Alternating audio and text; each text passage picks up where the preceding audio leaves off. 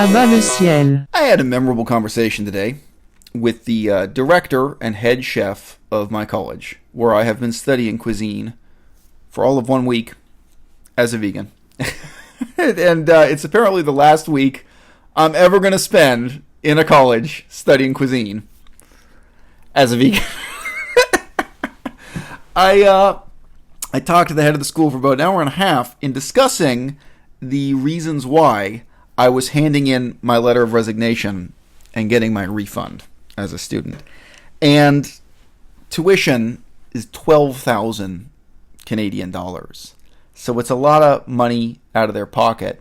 And they sure would like to convince me to stay in the program because, of course, they're not going to sell the same empty seat to some other student. And, of course, you know, out of the goodness of their hearts, they sure would like to see me graduate and go on to a career getting paid $12 an hour to work in the back of a kitchen somewhere. There's no doubt. They also have a humanitarian impulse trying to do the best they can for me. But sure, the money is a big factor in this conversation. All other considerations and intentions aside. He said to me towards the end of this long conversation, which I think is about an hour and a half, he said to me, you know, can you tell me one thing? I'd just like to ask you this question.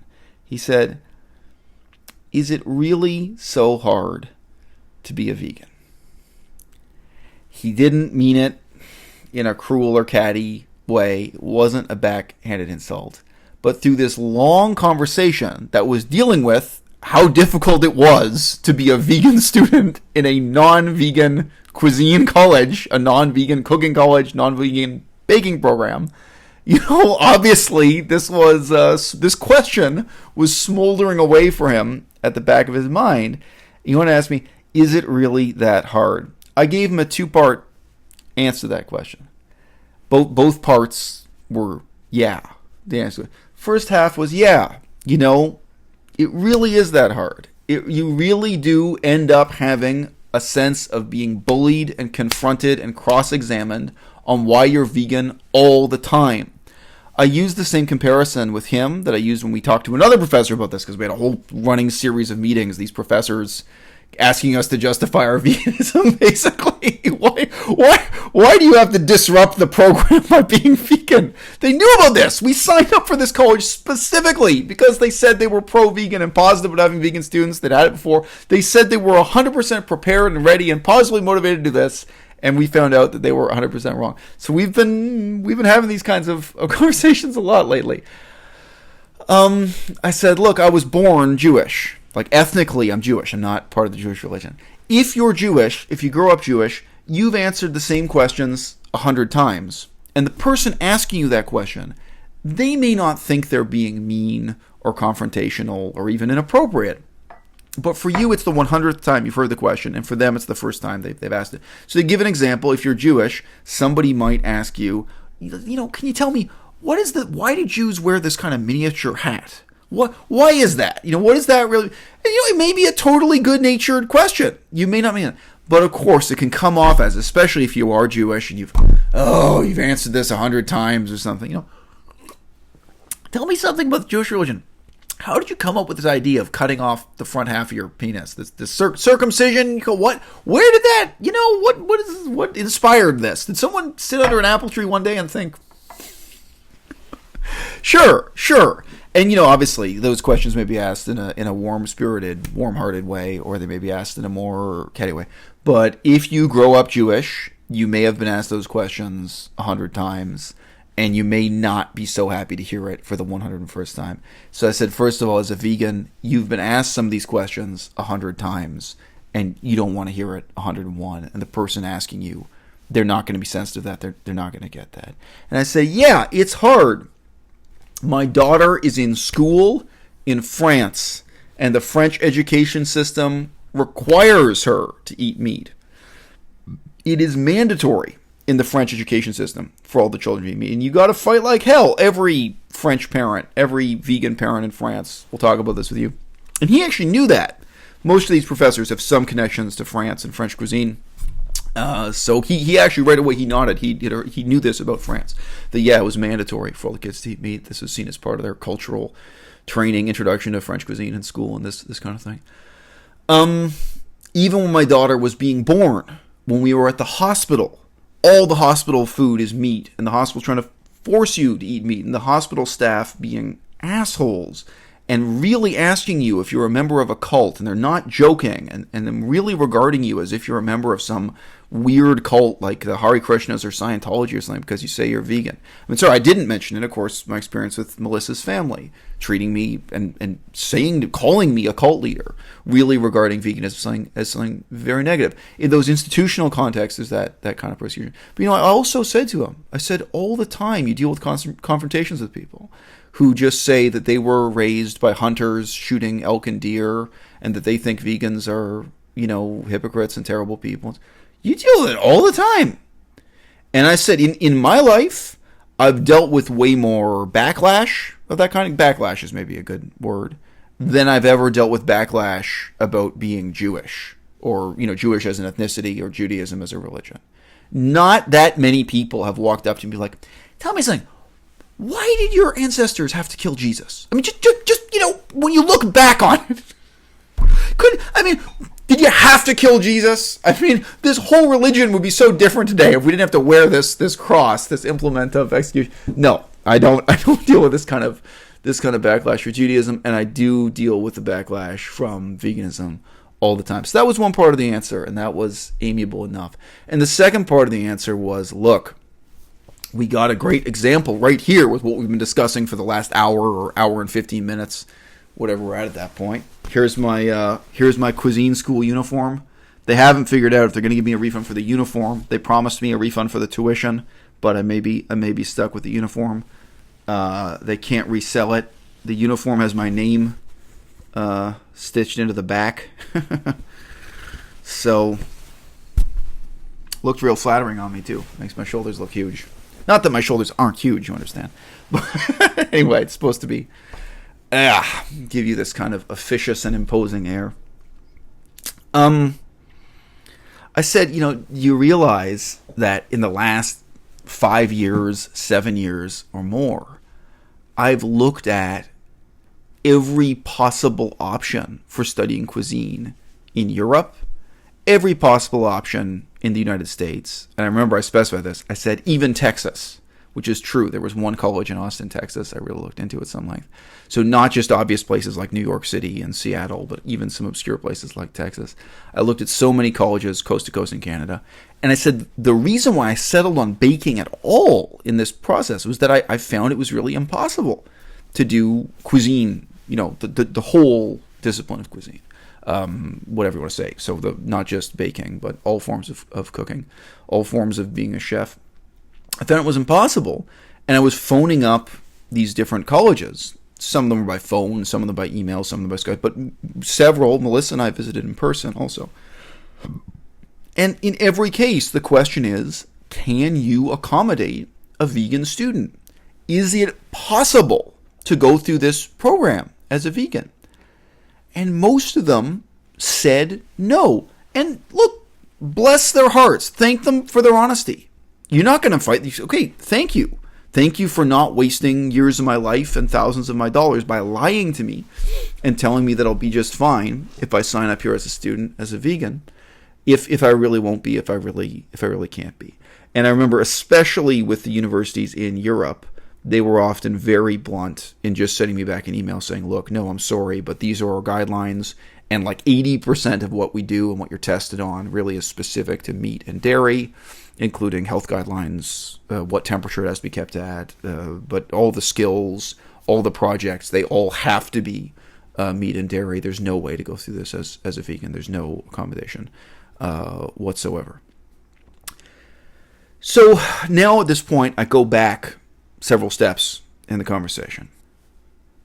Earlier in the conversation, I had said to him, what you guys are selling here as a product, it's a tough sell. Tuition alone is over 12,000 Canadian dollars, including the uniform, including a very nice set of knives that you get, but nevertheless, $12,000 price tag up front. Rent in the city of Vancouver, if you get a temporary furnished apartment like we have, you'd be lucky to only spend $2,000 a month on rent. Admittedly, that's an apartment for the two of us, not for myself alone as a bachelor. Nevertheless, you are looking at more than a $20,000 investment here. And there were a few really salient comparisons to make. One is that this is a credential that qualifies you for a job that pays $12 an hour. So this costs me, just in cash, more than a PhD in Canada, and it qualifies me for work in the back of a kitchen that's not paid any better than being a dishwasher who dropped out of high school. And by the way, shout out to James, one of my Patreon supporters. He was agreeing with me on this. I had just some posts on Patreon talking about how low the wages are and how poor the benefits are for all bakers at all levels, even if you have a specialized college diploma and so on. And yeah, it's horrifying. Oh great, you'd be lucky to get $15 an hour. Well, if you spent more than $20,000 on your education, what's the justification? This is one element. And the other element is Canada is a country with low tuition fees. That's why I said, I'm not joking when I said I could get a PhD for less than this. That wouldn't be true in the United States of America, but it would be true in Canada or Germany or several other countries in Western Europe where tuition is really low for advanced academic studies. A community college teaching baking in Montreal or Toronto, Ontario, Quebec, but BC, normal community college programs in cuisine, maybe as low as $2,000 a year in tuition. Maybe $5,000, but this is the ballpark. And if you go to the government and cry poor and say you want some special handouts and assistance because of poverty and job retraining or unemployment, or you sign up for assistance of different kinds, you can get social assistance, and then that cost of tuition is going to come down from $5,000 or $2,000 to be closer and closer to zero, and to be a debt that's amortized over many years, and that's how people get qualified to work for $12 an hour. Not that great a deal. Incidentally, by the way, the federal government, Canada, lists baking as a trade that's in critical shortage, that there are not enough bakers. I wonder why. There's a critical shortage of bakers, because it's really low paid, really hard, long hours, and the qualifications you need are not cheap or easy to get. So I said to him, look, on these two fronts, the program you have here is a really hard sell. So why do you think we chose your program? We just up the street here in Nanaimo, there's a program that's the normal Canadian price. I think it was $2,000 a semester, maybe $4,000 a year, something like that. It was the regular Canadian price. Being dramatically cheaper, and by the way, the education spread over more time, and totally professional program. We went and visited, met the professors, and they have all this heavy equipment. They have a lot of equipment they don't have here. They have heavy factory style equipment, not just the artisanal stuff. They have a huge kiln, wood burning oven, several different types of big ovens, big stoves, big processes. So, they have a lot of advantages there. They're cheaper and they have advantages over you. Why do you think we chose your college for $12,000 instead of another college for $2,000? It's because you were the college who said you had your act together to take on vegan students. And some of these things I'm saying are quotations. I'm not paraphrasing too far here, but they said things like repeatedly, we've had vegan students every single year that the college has been open. You're not the first vegan students. Every year we have at least one or two. We have professors who themselves are vegan. We met one professor who's vegan. We think on current staff they only have one vegan. And others who are really interested in plant-based cooking and teach special plant-based cooking modules and courses. We support this. We sympathize with this. We want you to be all you can be. We really empathize with what you guys want to do. And this is, partly because they regard veganism as a kind of trendy, genre of food services, not really the ethical or ecological side of it. But that they were really interested in that. And they identify as a college that specializes in healthy cuisine. And of course, there's a lot of strange self-contradiction and hypocrisy built into that. Yeah, okay, maybe that's a topic for another video, but it's like they want to measure out how much salt they use really precisely to be good for your health, but the rest of the dish is like eggs and cheese and steak and what? Oh, it's a good thing you measured the salt out carefully. This is ludicrously unhealthy anyway, the other stuff they're doing. Sorry, but that's the reality if you're making non-vegan food generally. And then even in the baking department, I mean, these are not... there's no such thing as a healthy flan. There's no such thing as a healthy, creme sabayon filling in a pie. Like, come on, guys. What do you... There's no attempt. But anyway, this is a digression, from a digression. But we chose this school. We made this commitment because it was supposed to be possible and really positive for us to be vegans at this school. And we had the crushing realization within the first 3 days that this was really not true at all. Now, there are the particulars of what the professors said and the particulars of what they did, but broadly speaking, I mean, just to summarize it briefly, I mean, they assured us that we were not the first vegan students they've had. They were experiencing this. And one of the things I said to them, we had a series of meetings with the professors. I said, look, you guys are really acting like we are the first vegan students you had. You're freaked out. And I said that to Tony. So Tony's the head of the whole school, the top chef, top director, whatever, top professor, whatever you want to say. But he agreed. He became more honest and relaxed as the conversation progressed. And he said, yes. He said, it's true. We were freaked out. We were really freaked out. We didn't handle it well. He was honest enough to admit that they did not cope well with the challenge of, and what's the challenge? Instead of using butter, using margarine. Like, this is the kind of substitution you're talking about. In the baking department, it's not that challenging. Of course, if you're doing if you're teaching in the savory department, as they like to say, if you're doing a steak dinner and you have to substitute something for steak, or you're doing how to stuff a turkey, sure, doing that's challenging. But you're doing stuff where fundamentally it's like, okay, replace butter with margarine, replace eggs with a flaxseed concoction, or we did chia egg, egg substitutes. It's not that hard. It really shouldn't be that hard. It really shouldn't be that daunting, So look, I mean, maybe that's enough, for this video. I don't know. I mean, I felt like it was worthwhile to go through in a little bit more detail what his misapprehensions about veganism were. Why this was so daunting to him. Because, I mean, ultimately it's the same thing with authority figures in France, like, the hospital employees, the nurses, the doctors. Why are they so freaked out and hostile towards me when they find out I'm vegan? Why are the teachers and the principal at the school so freaked out and hostile? Why is this such a big deal, even for someone who's, devoted his or her life to cuisine? It shouldn't really be so shocking. Melissa just mentioned off camera one of the comments made by one of the other professors. So they call themselves chefs. Of course, they're a chef and a professor in this college.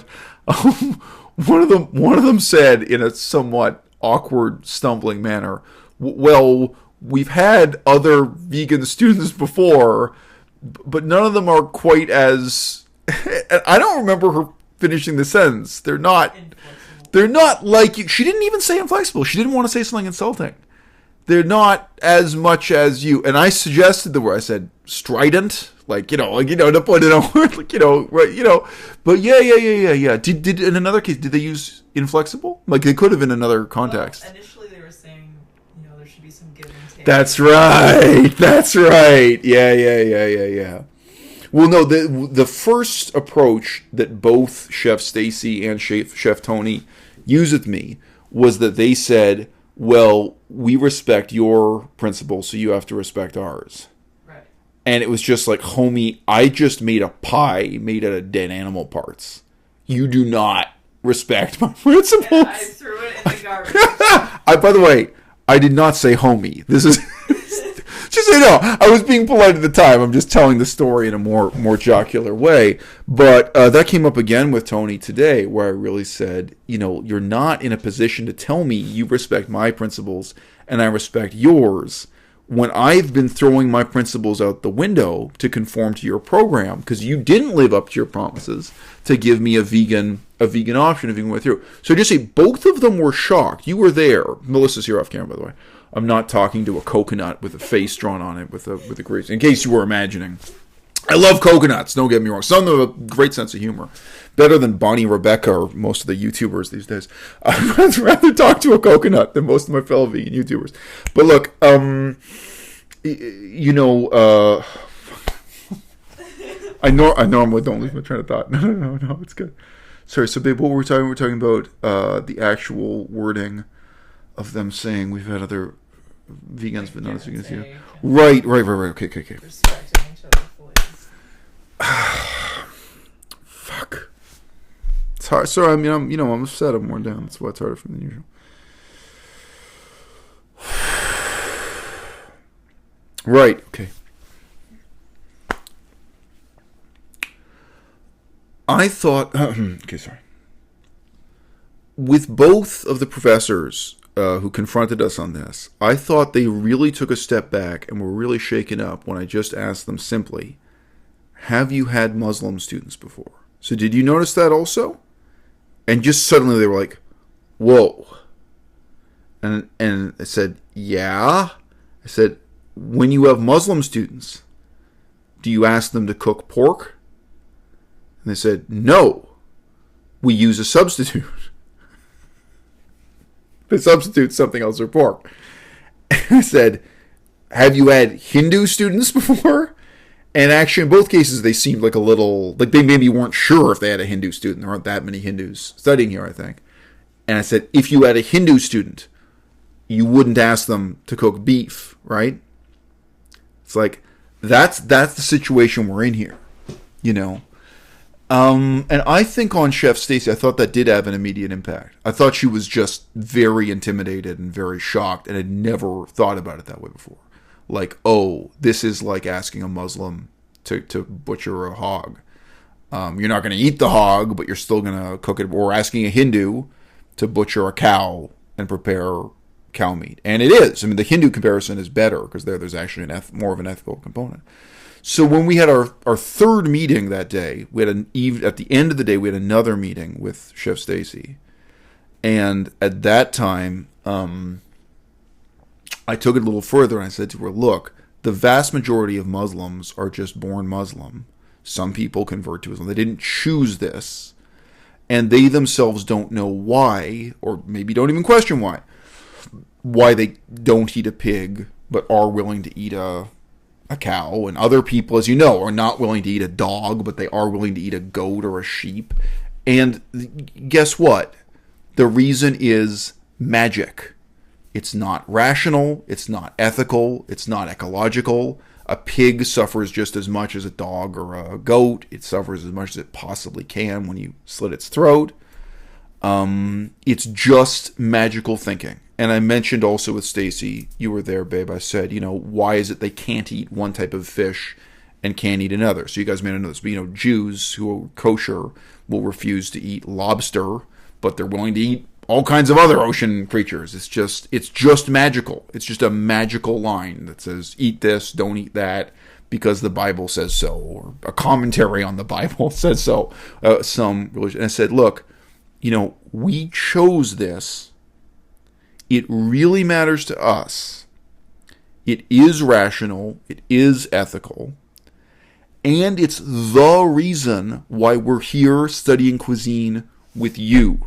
Like, we're not here studying cuisine despite the fact that we're vegan. We're here studying cuisine because we're vegan. Like, that's the whole reason we enrolled in your college and paid $12,000 in tuition. So $2,000. This is the situation. So with both Stacy and Tony, that had some kind of an impact. But to be honest, I don't think either one of them really comprehended what was going on. They just got the sense like, whoa, there's a bunch of stuff here I hadn't thought about before. Like I think they just realized they weren't going to bully their way through this by using bullshit, thought-terminating cliches like, we respect your principles, therefore you have to respect our principles. There's really something there to think about. So, and just curiously, in terms of the sequence of this, before any of these conversations happened, before any of the conversations I've mentioned in this video happened, Stacy called us in for a meeting in which she basically said, this is a summary, but it is a fair summary. She basically said, look, I don't want you to be disappointed. I don't want you to feel we're wasting your time. maybe you should just drop out of the program. And she did say it in a nice way, but that was the purpose of that meeting. And that was the start of day 3. That was in the morning on day 3 of the course, before any of these conversations had happened. And it had not even occurred to me to drop out of the program. It definitely hadn't occurred to me that they would ask me to drop out of the, I didn't even think that was on the list of options. And I didn't think there'd be a refund. I didn't think they'd give us but that they were offering us a refund, a 100% refund on tuition, out of recognition that they were really not delivering what they were supposed to deliver. So that's also interesting. It's money out of their pocket, and it's a failure for them on many different levels. First things last, however, the reason for my quitting, when I did and how I did, my reason for going up to the desk and saying, okay, yesterday you offered me a 100% refund if I quit now. I'm here to take it. I'm here to take that offer. None of these sophisticated reasons about vegan ethics and the clash of civilizations here. It was because I had a burn. I got a burn at the oven on the job, and they did not have their act together at all in terms of a first aid kit, in terms of the basic principles of get ice, get burn gel, get a bandage. I don't want to go through the exact details of what happened, but I mean, there were no bandages in the first aid kit when I eventually did get the first aid kit. There allegedly was a first aid kit, but you couldn't get to it. It was total incompetence. And it's not just a lack of competence, also a lack of concern or care. It was really disrespectful and denigrating to me, the way the particular professor acted in this situation. And the professors were doubled up for that lesson. The particular professor I was talking to had nothing else to do. One professor was standing and doing a demonstration, and she was standing there. The other professor, the second professor, was standing and doing nothing.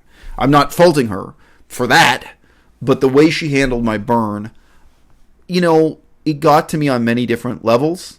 For one thing, I'm not really cool with now having a permanent scar on my arm because of this momentary thing. I'm not cool with thinking if you guys had a first aid kit and burn cream, maybe that would have reduced or averted my having a permanent scar. If you guys had ice or cared, it would have reduced the amount of pain I was in for several hours, because I was in a lot of pain for the first hour after this happened. Back in 1997, I worked at Starbucks as a shift supervisor.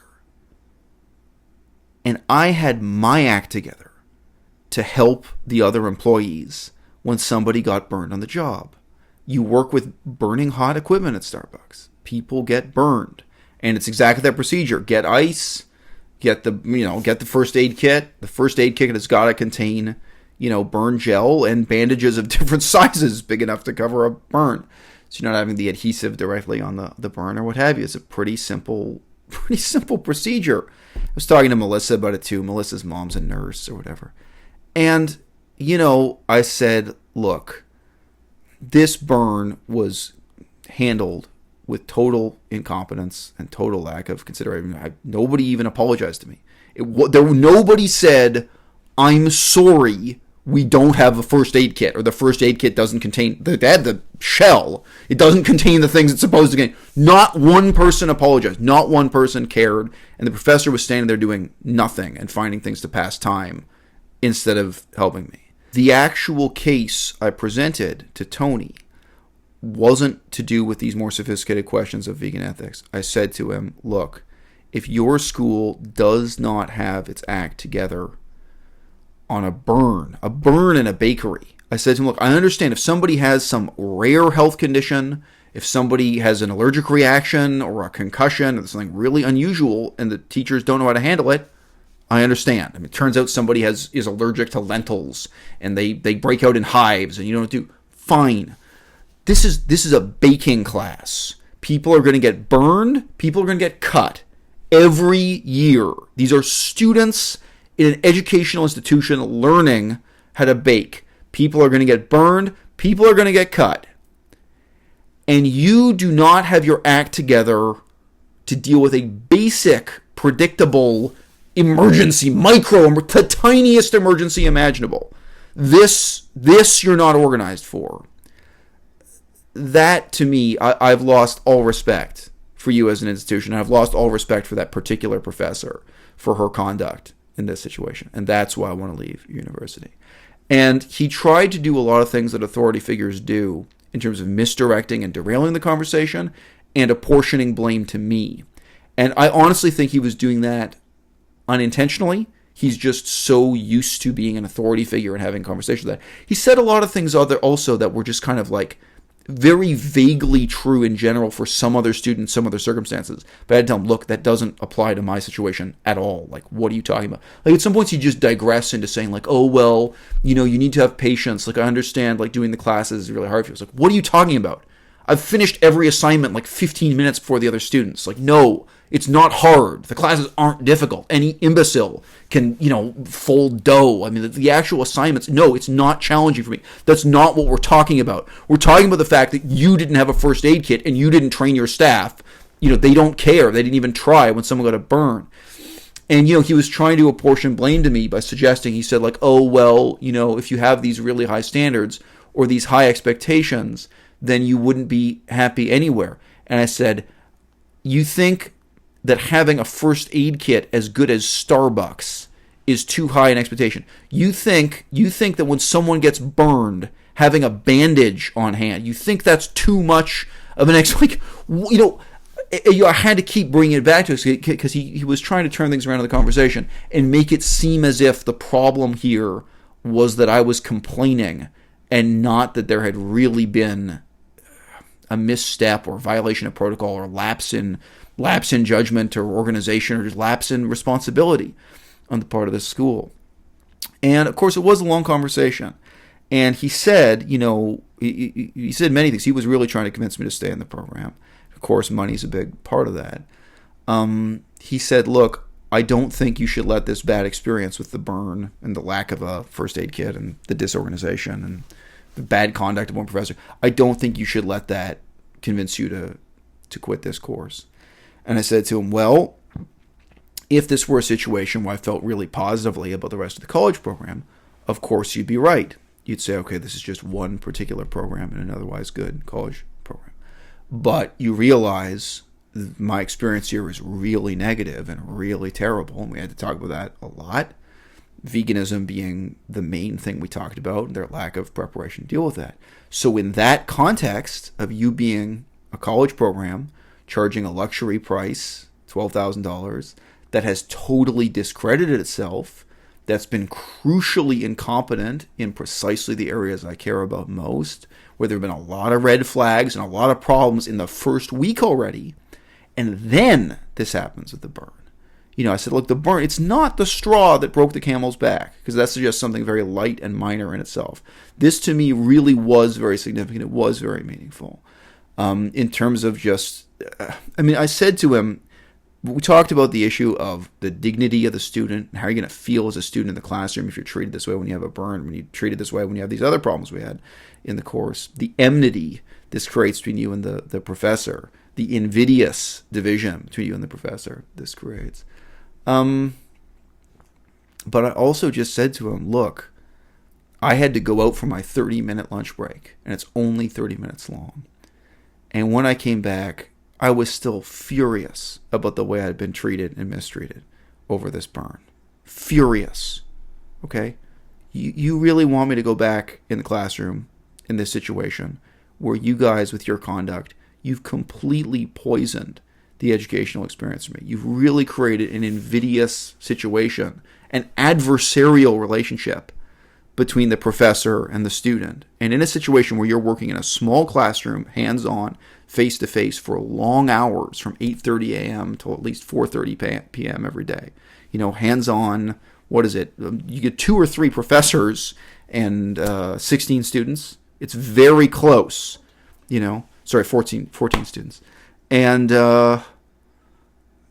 you've completely poisoned that for me with the conduct and attitudes of the professors in this first week. So no, it's not just the straw that broke the camel's back. It really matters to me. It's a log, not a straw. In and of itself, the fact that you didn't live up to my reasonable expectations from how we handled burns at Starbucks in 1997 it matters. The fact that I may now have a permanent mark on my arm for no reason, and the callous attitude of this professor towards it, it does in itself matter. When you're in a position where you're paying $12,000 and you're spending 60% of your time in class cleaning dishes. Really. Today, in the morning session, I did dishes 3 times. I spent the majority of my time today not learning, not doing anything, just doing dishes. That's due to bad organization and bad equipment and bad choices they make setting up. When we already have this bad situation, and now you want me to come here and hate the professors and be hated by them. Because that's the other thing. The invidiousness, they're a little bit afraid of us now. Because we're the vegans who won't just get along. We're the vegans who won't eat meat. We're going to tell you. The vegans who aren't happy to just, bake and even eat, these other kinds of cakes and pastries or non-vegan food. Whatever. Why would we be? Why would we be enrolled in this program? We'd be enrolled in any other program if we wanted a high-end, cuisine course that did meat and dairy and stuff. This was the whole point. This is supposed to be the one institution that was really open to us and embraced us in a positive way. So guys, for me, it's a crushing defeat in a lot of ways. I said to Melissa earlier, some people mistake me for an egomaniac. Here's how an egomaniac would respond, which in some ways is a really kind of positive, upbeat attitude towards life, as a kind of survivalist attitude. An egomaniac would just say, well, I was too good for this institution anyway. They don't deserve me. I can do better. I'll find a better college. Or even if you just decide to drop the topic entirely, that somehow just blame the other party and find no blame in yourself and just reassure yourself that you're always too good along. I don't feel that way at all. I have none of that excuse making going on in my mind. I have none of that, self-justification going on in my mind. I just feel awful. I feel like I devoted the better part of a year of my life to this. And it's going to leave a huge gap in my year, and it makes the next 10 years of my life very uncertain. And this was something that meant a lot to me because of vegan activism, because of my relationship with my daughter, just the idea of baking cakes for my daughter, my own kind of family role. Ultimately, even my relationship to you guys with YouTube.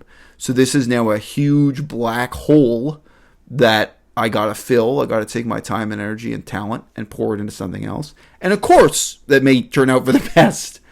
But at this moment, I have no excuses, and I'm not casting blame on anyone else. You know what I mean? Like, I don't demonize the other people. I can even recognize that for them, from their perspective, they were doing the best they could. And that shows when I said to them, well, do you ask a Muslim to cook pork? Do you ask a Hindu or a Buddhist or something to cook beef? And it just never entered their heads. They thought about veganism like a nut allergy. You know what I mean? That really is it. They thought about it like having a student who's allergic to peanuts. And it's not. In closing this video, and by the way, you may have noticed, the video before this did not have a single edit. It was one take continuously. But this video has a bunch of edits, a bunch of jump cuts, because I'm really exhausted. I'm really emotionally worn down by this. I've been through, fury and disappointment, and this has been such an emotionally draining day. I'm exhausted, in a profound sense here. But I was going to mention, to close this video, on the very first day of class in Cuisine College, each of the professors and each of the students gave a little short lecture about who they were, their life, their involvement in baking. But in almost every case, it was also about what job did they have before they got into baking. Because for most of these people, going into cuisine was a mid-career transition or mid-life transition. So one of the... and I mentioned this to Tony in our final conversation today. One of the instructors said that she had a totally different career in academia. She just vaguely said she wasn't academic. So I assume she was something like an assistant professor or maybe just a teaching assistant at university, but she had somehow been going through the academic process at a high enough level to be employed by university, I presume in a teaching capacity. And she said she got to the point with that job where she just felt so crushed by it.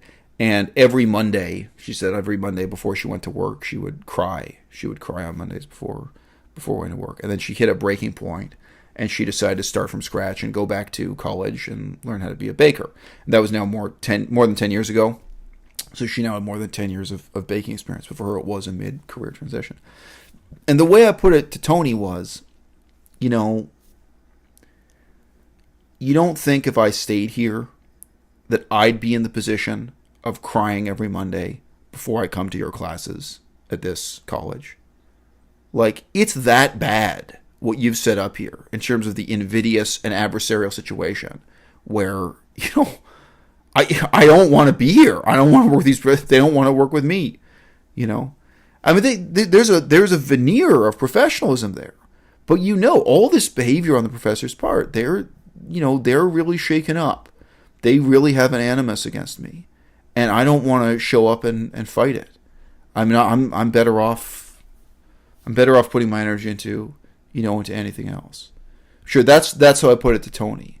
But more broadly, you have to ask yourself also, if the job you end up doing is paying you $12 an hour or maybe $15 an hour, and you're spending your time washing dishes with people who are high school dropouts and illegal immigrants. There's a lot of illegal immigrants working in kitchens, working in food services, who are getting paid the same amount of money you are,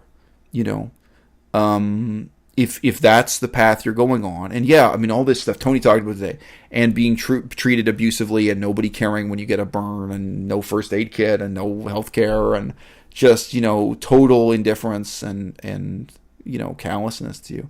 So what do you think? Do you think there's nobody in this room for whom this decision to go into baking as a career is going to be something they're going to wake up and cry about on Mondays? I leave you with that thought, guys. We got into this, for all the right reasons. And, I really feel I'm getting out for just the same reason that I encountered in studying Chinese in university in Canada, studying Japanese university in Canada, studying so many different topics, political science, Buddhism, Pali, Sanskrit, India, so many topics under so many headings.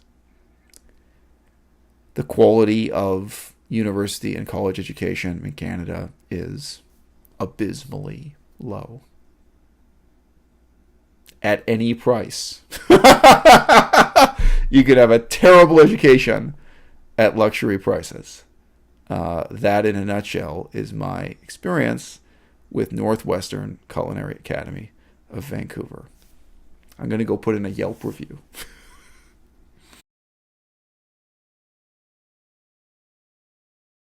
À-bas-le-ciel.